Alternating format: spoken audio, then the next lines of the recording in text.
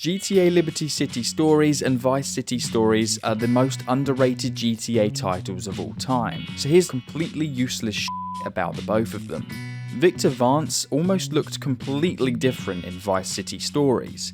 This beta model makes him look like he's in his late 40s as opposed to his early 30s, and also looks a lot closer to how he looked in GTA Vice City in the introduction cutscene. However, Vic Vance isn't the only one who had a makeover. As you can see, the beta version of Tony Cipriani also went through a few changes. The beta version of him lacks a lot of definition in the face, and interestingly enough, the model appears to be built off Tommy Vercetti from Vice City, in particular the Mr. Vercetti outfit. As you can see, the mesh of these two are pretty much the exact same.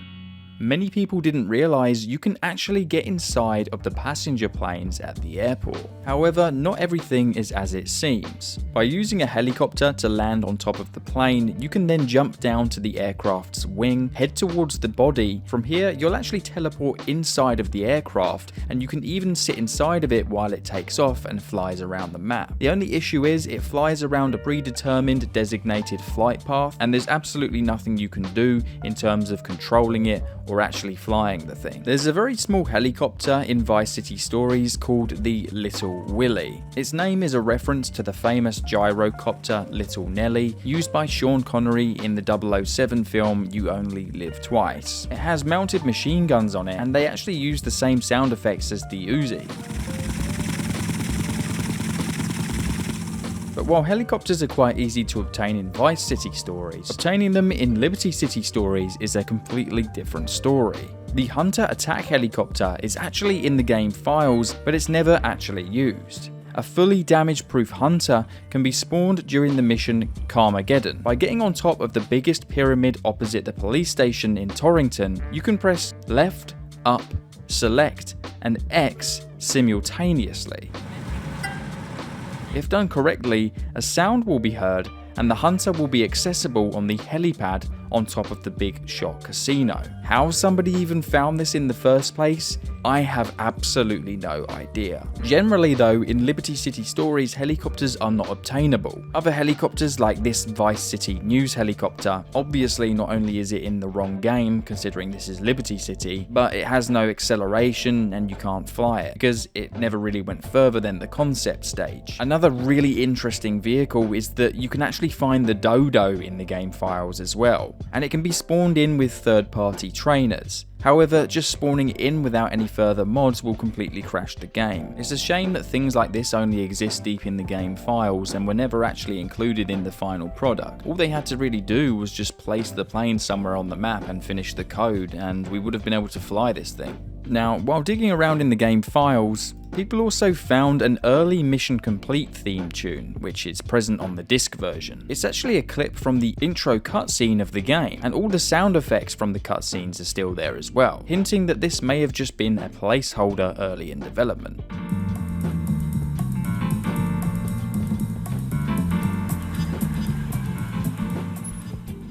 Just recently, some unique Mission Pass theme tunes were discovered. Take a listen to how cool this one is.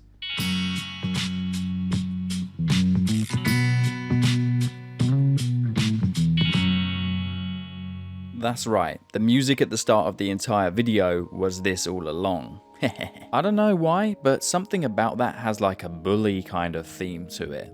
How about this debug skin the developers probably used to find issues in the textures with player models and NPCs? I like it how it's got the crash test dummy look to it, and using a trainer you can put this as your skin and play around with it. It's fascinating to get a small glimpse of the behind the scenes tricks that Rockstar used in order to debug the game. Now, just fairly recently, a beta build of the game was leaked online. We then discovered a ton of beta features that were long lost and forgotten. Some of these included artworks for the game. I guess this guy is supposed to be Vincenzo, but it looks like Ralph from The Sopranos. For a while, it was a mystery as to who this character was in the artwork for the game. It doesn't really look like it resembles anyone we know in the final version. Well, thanks to this beta build, you guessed it, we now have the answer. It was Mickey Hamfists all along in the artwork. A fellow GTA YouTuber, Zach Cox, who does awesome content, did an amazing job of converting these skins and showing us a side-by-side comparison. Let's discuss beta vehicles in Liberty City Stories. There was supposedly a vehicle that was cut in development called the Bullion. Maybe it was a customized Stallion or a lookalike to the Shelby GT500. The Deimos SP had a completely different front and rear of the vehicle. The V8 Ghost was a similar circumstance. And this Mini was actually going to be called the Tommy in-game. It looks really ugly in my opinion. I don't know what you think, but I don't think I would have stopped to steal this off the street anytime soon. Another cut vehicle is a McLaren called the Lancer MF1. And there's a variety of other vehicles: Jester, Elegy, Sultan, Clover. They're basically theoretical renders of what the vehicles are speculated to look like. There was an extra cutscene that would have shown a bit more context in the mission LC Confidential, showing FBI at the crime scene. As you can see in the bottom right of the screen, this individual has uploaded some footage which shows the original versus what would have been in the beta. Another removed cutscene that never made it to the final game seems to have some sort of letter that Salvatore leaves on his desk for Maria. I'm going up to the hospital to get you-know-what fixed. When I get out, the pork stallion will be galloping just like it used to. You just stay out of trouble while I'm in, cause there's gonna be wise guys dying to take over. Literally. P.S. Get ready to saddle up when I get out, baby. P.P.S. Don't leave this note just lying around. I feel like the audio lines in this one are a little bit weird, almost as if you can tell he's reading from a script, so I don't know whether that played a factor as to why it was cut from the game, but I don't know. As you progress through the game, there's a graveyard on the second island on Staunton that you can visit, and it will actually update the gravestones with names of characters that are crucial to the story that Tony has taken out. But as we progress through the game, you can see there's plenty more gravestones in this graveyard, and they've all got names of characters that Tony's basically taken out during the story mode. Something else you probably didn't notice is that you can find these billboards dotted around the map, which actually feature NPCs from GTA San Andreas on them. The really funny story about this is a poster for a movie about characters who end up taking psychedelic drugs and then realizing they're inside of a video game or a virtual world. It can snow in Liberty City, but only in the PSP version of the game, and only during a car salesman side mission. If the player continues to play after level 6 of the car salesman and eventually reaches level 9, a snowy weather effect starts to appear and will continue to appear in further levels. The snow will disappear if you fail or cancel the mission. This is a rarely known fact because it only starts snowing in level 9, as I said. However, the car salesman side mission only requires you to get to level 6, so many players wouldn't have bothered to go further than level 6. GTA Liberty City Stories is arguably a longer game than Vice City Stories, as it features a grand total of 70 missions, while Vice City Stories has a total of just 59. A starter save refers to how much game percent completion one person can possibly get before completing the very first mission. In Vice City Stories on the PSP, the highest percentage of game completion someone can achieve before completing the first mission is 46.2%. This is by doing a variety of side missions, stunt jumps, etc, etc. But on the PS2, it's 49.2, so 3% more. This is because there are only 30 rampages and 30 stunt jumps on the PSP version, but an additional 5 rampages and 6 stunt jumps on the PS2 version. The maximum achievable percentage of game completion for Liberty City Stories sits at 49% on whatever game you're playing, PSP or PS2. So this makes Vice City Stories unique in this regard. You can only collect 99 out of 100 hidden packages in Liberty City Stories before the game begins, because one of these said packages is physically impossible to get without completing the mission Bringing the House Down, where Tony blows up an entire district in Staunton,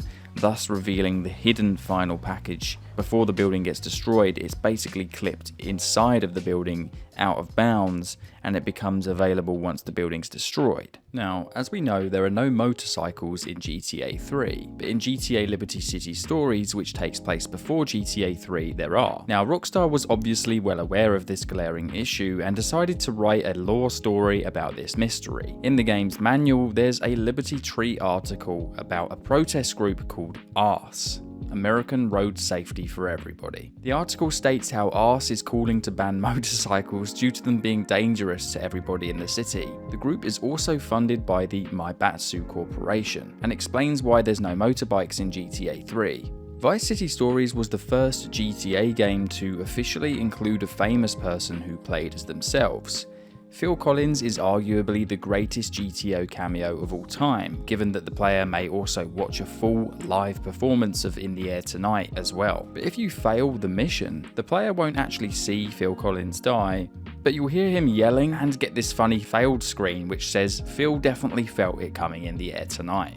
The landmine, a weapon that didn't make the cut in previous titles, was once again removed from Vice City Stories. The model, texture, and HUD icon all remain within the game's files. It can be activated in-game using a cheat device, and this is real gameplay of how the landmine behaves. As well as the landmine, tear gas was also included in the cut weapons. Just like the landmine, you can find this in the game files. Tear gas was actually removed from Vice City due to it causing severe lag spikes and frame drops, so maybe that's the same reason why it was cut from this as well. Thanks to the Brady Games strategy guide, we now know that the camera was originally able to be found outside of missions. As you can see, it states that on Ocean Beach you could find the camera here, where the revolver now spawns next to this pool. However, using a cheat device, you can get the camera to spawn. Presumably, the player would have been able to take photographs and save them to the game's memory card or in-game gallery, just like they could in San Andreas. In a wide range of promotional material, we can see this mystery motorbike. We still haven't got any indication what this bike was called,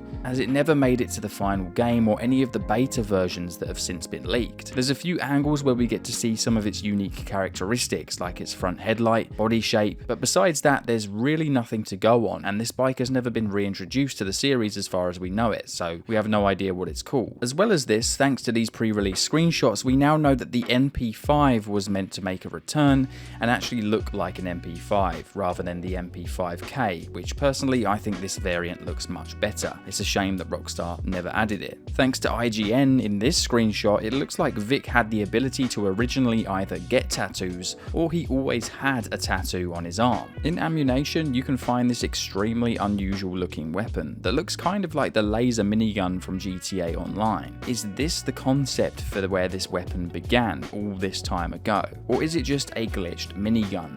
Now, the collectibles in Vice City Stories are unique because the player must shoot and pop all 99 red balloons across a Vice City. Now, this is a direct reference to the famous song 99 Luftballons by Nena, which also has an English version called 99 Red Balloons. However, the Brady Games strategy guide has a few of these balloon locations wrong. Some of them changed locations while the game was being developed. One in particular is this balloon, which states is on a billboard on Ocean Beach, but the billboard is nowhere present in the final game, and instead the balloon can be found directly across the street here. Also, did you know that damage was reduced in the Japanese version of a lot of these games? Additionally, attacking pedestrians while they were downed or trying to target them is completely disabled. The same goes for GTA Liberty City Stories. You can't kick people on the ground, the chainsaw no longer plunges into people, the sniper rifle can no longer shoot people's heads off, money no longer spawns on the ground, and rampage missions were completely toned down.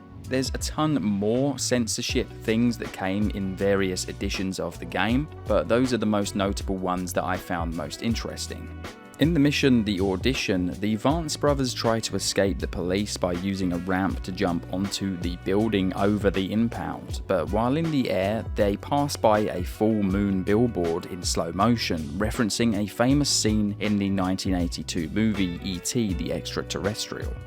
Do you remember the guy Leo Teal from GTA Vice City? He's the guy who Tommy beats down in an alleyway to obtain the cell phone. Well, this guy was apparently meant to give you missions in the beta version of Vice City Stories, and to further prove this, we can still find the unused hot dog stand near the beach, which is where Leo allegedly would have given us missions from. And it was easier for them to just remove the mission strands than redesign this area and remove the trailer, so I guess this hot dog stand is still here for that purpose. In the mission Domo Arigato Domestabotto, you get to pilot an RC robot called Domestabot. You pilot it through a mansion in order to sabotage a safe, but the code for cracking the safe is 8423, and if this code is typed into a mobile phone with predictive text, it will produce the word Vice. The Domestabot bears a strong resemblance to the robotic operating buddy commonly known as Rob, which is an accessory for the Nintendo Entertainment System. If you ever played Mario Kart DS, that's probably why you thought you recognized this robot but couldn't quite put your finger on it. I discovered that over 90% of viewers aren't subscribed to my channel. I'd love for some of you guys to stick around and see all of my GTA content I upload just like this, so if you haven't already and you're enjoying, please hit that subscribe button down below.